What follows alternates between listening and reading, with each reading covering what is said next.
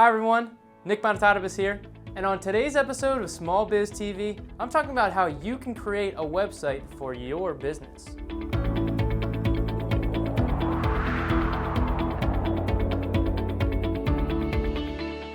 Creating a website. Now, there's two things that you can do here.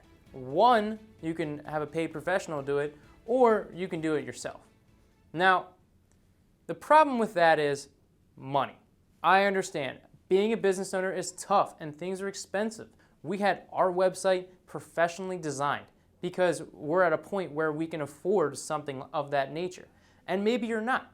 And maybe you need to create it for yourself. So here's your options. Okay, there are two different website builders that I've used that I recommend.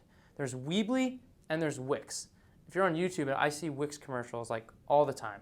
And they're both good. They're both very easy to use. They give you simple templates. You can add photos, add your content, build it yourself. They actually have great mobile conversion as well, which is a very important feature. You can have call now buttons directly on your website. So if someone's looking at it on their phone, you definitely want to do that. So if you're building it, that's what I recommend. Now, the difficult thing can be getting a domain name. Now, you can go to GoDaddy or HostGator. There's a couple different domain options, domain.com.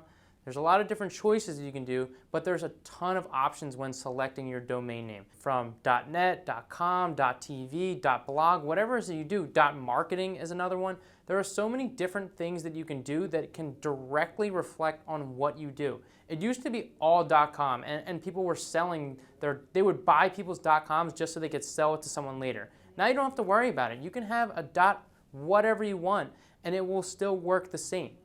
So when you're doing it and you're setting it up with potentially the website that you created, sometimes can be a little difficult. I recommend going straight to a customer service and having them do it. I've tried to do it manually myself, and it's pretty complex and definitely not worth your time. So just immediately when you buy the domain and you buy the host, reach out to them, get them connected. Some of them work well together, so maybe find that out beforehand so that it's easily acceptable when you're including your domain to the website you've just built. Now, I do want to say this. I've talked about creating your own website, but if you do have the resources and you can afford to have someone else create the website for you, that's what you should do. Your website is so important. It's the first thing that someone's going to see. When you're asking or telling someone what you do, they're going to ask, where do I find more information?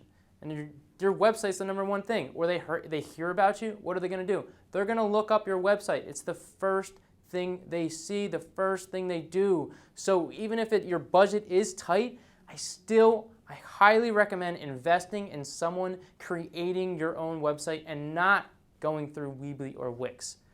Spend the money. It will be worth it in the long run. It is a good investment.